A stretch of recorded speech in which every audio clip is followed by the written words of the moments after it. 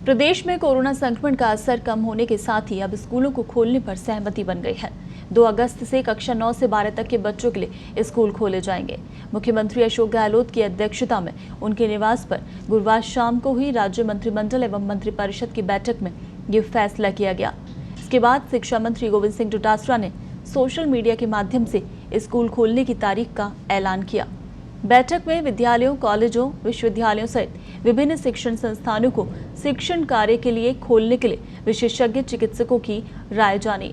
अन्य राज्यों में दूसरी लहर के बाद शिक्षण संस्थाओं के खुलने की स्थिति पर भी इस दौरान चर्चा की गई। मंत्रिपरिषद में सैद्धांतिक रूप से ये सहमति बनी कि कोविड प्रोटोकॉल की पालना और समस्त सावधानियों को बरतते हुए शिक्षण संस्थाओं को खोला जाना उचित होगा। इस संबंध में मानक संचालन प्रक्रिया पृथक से जारी की जाएगी। बैठक में अन्य शिक्षण संस्थानों को खोलने पर भी सहमति जताई है।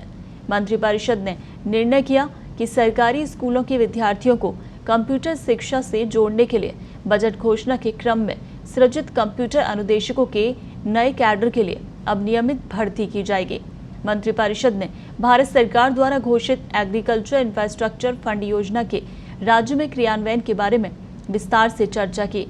इस विषय में संबंधित विभाग को दिशा निर्देशों के निर्धारण के लिए निर्देशित किया गया।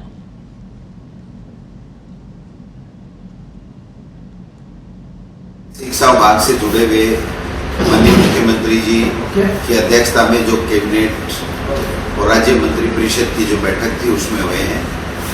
पहला फैसला तो ये हुआ है कि विद्यालय खोलने का 2 अगस्त से फैसला हुआ है, जिसके लिए जो गाइडलाइन जारी की जाएगी स्वास्थ्य विभाग और गृह विभाग से चर्चा करके वो कल या परसों में तैयारी कर ली जाएगी और उसके बाद में उस गाइडलाइन के आधार पर विद्यालय खोले जाएंगे।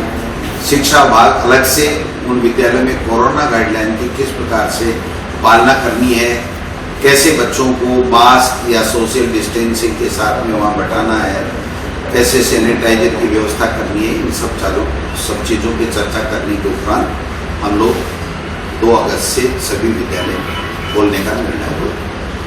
दूसरा जो निर्णय हुआ है वो बहुत ही महत्वपूर्ण निर्णय है।